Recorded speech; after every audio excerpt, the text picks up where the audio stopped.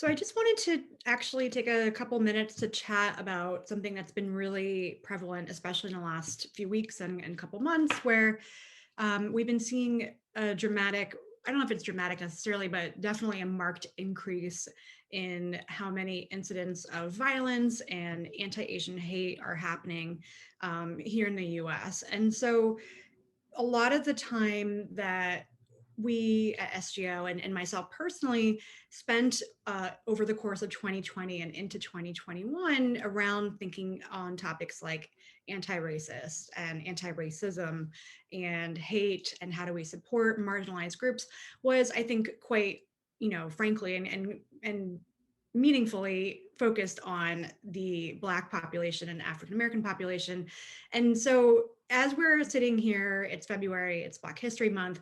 I also wanted to just talk a little bit about what does it mean to, support BIPOC people overall, Asian Americans and Asians as a specific group, and how does that all connect when we're talking about, um, you know, relations between different marginalized groups, when we're talking about the fact that in the Asian community, there can still be quite a lot of anti-Blackness. And we're layering all of this with the idea of Asians as the model minority. And I think you can tell that even from those couple points alone, it's really complicated.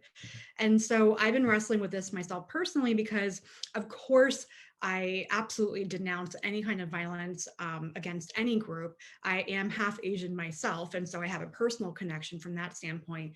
But I also struggle in the sense of how does this fit into the work that I'm doing and the anti-racist work. And I think part of it is I want to make sure that I'm not focusing efforts on just one group, but on the flip side, I think this is a common problem that not just facilitators or activists encounter, but everyday people encounter, is how do we support the entire world when everything is burning around us? So these are just kind of a few thoughts that I've been wrestling with. And Fatima, I'd love you to maybe jump in and share anything that you'd like to add into that, because I know this is a topic we ourselves have been discussing quite a bit over the last couple months, if not few years, around how do we support each other in terms of marginalized groups, how do we act as allies, how do we practice what we preach, and how do we be anti-racist when it's not just one person or one group. Yeah, thanks so much for sharing that. There's so much that you said that we can unpack. And as you were talking, I was just thinking about the idea of race and how racism has been created. And when we think about the work of being anti racist, we have to really be intentional about what that means, to your point, but also recognizing the hierarchy that was created to think about, excuse me, who's part of dominant groups and who's part of subordinate groups. And yes, people of Asian backgrounds are not considered white. And I think there's tension around that because there are conversations within communities of color where we might feel like, oh, okay, this person has more privilege than me, and so therefore they have it better. And so therefore I need to focus on the issues that are happening with me, because if I don't do it, then who else will? And a lot of times when we're thinking about racial allyship, to your point, we are focusing on Black and sometimes Indigenous, but let's be honest, we don't even include Indigenous folks in these conversations. But a lot of it is based off of the history of this country in the US. And I think if we were talking about race and racism or even tribalism in different communities and cultures, that conversation will look different. But what I've been thinking about is how do we talk about allyship without centering pain or centering horror that's happening in the Black community, to say, hey, Black people, you all know how it feels, so like why aren't you doing X, Y, and Z?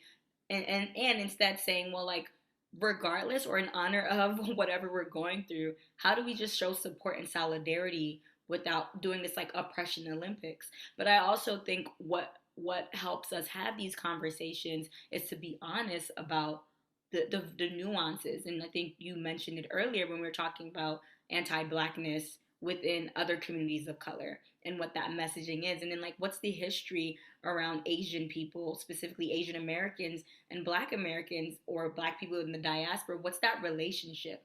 And oftentimes we talk about, the how we're butting heads or the tension that exists, but we don't always talk about how we've come together many times and done a lot of social activism together and created a lot of language and work to think about, okay, honestly, a lot of our communities, even if it might not be the same exact experiences, are going through similar things because the very foundation of racism is based off of making you and I feel like we're not important or we're not centered. And so I think sometimes there's not enough conversations to be had, or when the hurt is there, it's harder to hear someone else's story because emotionally we're sort of tied up with whatever is happening within our communities, and a lot of us are segregated, right? And so when we think about, even me growing up, thinking about Asian Americans who were in my black and mostly black community, the only time I was interacting with Asian Americans was through shops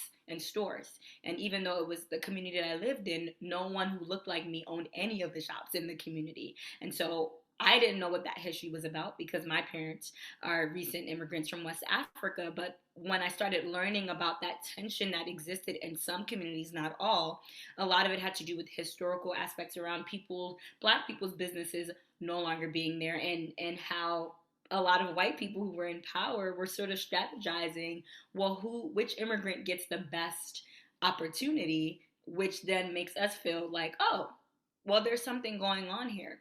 And so I do think there's like opportunity for more conversations to see more similarities than differences, and to also name those differences and be okay with saying, okay, well, how do we help each other out? Like, what do you need from me and what do I need from you?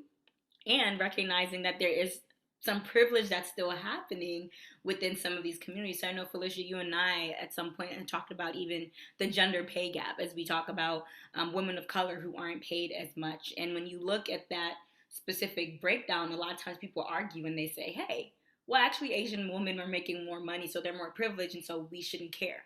But a lot of the research shows that that doesn't mean that people of Asian descent are absolved from discrimination or prejudices or stereotypes. So it's almost like a game where if you don't really take your time to get into the work or understand even the Asian American experience within this country, if you just look at it from a surface level, it might be very individualistic and just say, okay, that's just one case. That's just two cases. Those are just two cases, three cases. But what we know through history and even in the research is that people of Asian American descent are being discriminated against, and these ideologies are coming out through hate crimes, are coming out through, unfortunately, some of the events that recently happened. So yeah, I've been trying to think about what it is that we can do within the Black community while also hearing some of those narratives of hurt and saying, okay, how can we hold both of these? Like, how do we hold both of these truths to say, yes, I hear you, and that doesn't make it okay with what's happening to our Asian family, right? People, we say family, cousins, whatever you might say, to really think about like what's our role in this. And part of activism or part of anti-racist work is being able to look at someone else and hear them out and say, okay, here's what I can do. Here's my role in dismantling racism. Yeah, I think as you were talking, I was just thinking how deep the roots of white supremacy go, because this is what we see, right? Like the fact that we're even talking like this right now is because we have been taught and conditioned and have fit ourselves in to trying to like please this wider thing, right? And that has been what's pitted, and these are of course just two groups, Asians and Black people, but that's what's pitted these groups against each other. And then of course, we're not even talking about other groups that are also experiencing hate crimes and violence and oppression, but these two groups are sort of what's in the moment at this point in time. And I think it's just so telling how difficult it still is to be able to say no one should be killed because of who they are, right? And I'm not excusing anything, or I'm not saying that one group is better or one group is worse, or that even one group is more deserving of our attention, but like you said, it's really about saying yes and, which I know is a is a phrase you love to go back to, and I agree with that. But it's saying yes, we can acknowledge painful histories and centuries of oppression and horrible things that have happened, and we can still be there to support our family in this fight.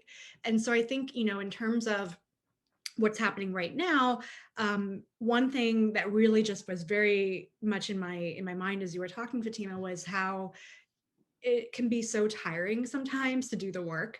And so, some of us might have been thinking like, oh, I did it already, right? Like I already marched, I already protested, I already did something on social media or shared the voice or did whatever. And so I'm not saying that's how I feel or how you feel, but that's a thing that I think is very common. And so I think that this is sort of that moment where you have to decide, do you say I'm too tired and not do anything further, or do you say I'm really tired and a lot of people are even more tired than I am, and this is how, like, this is when I tighten up the shoelaces on my running shoes, right? And so, yeah, I guess just the point of it from my standpoint is the work is never done, and we have to just keep doing this, because until we can get to that point where this is not a topic of conversation, the work isn't done. Yeah.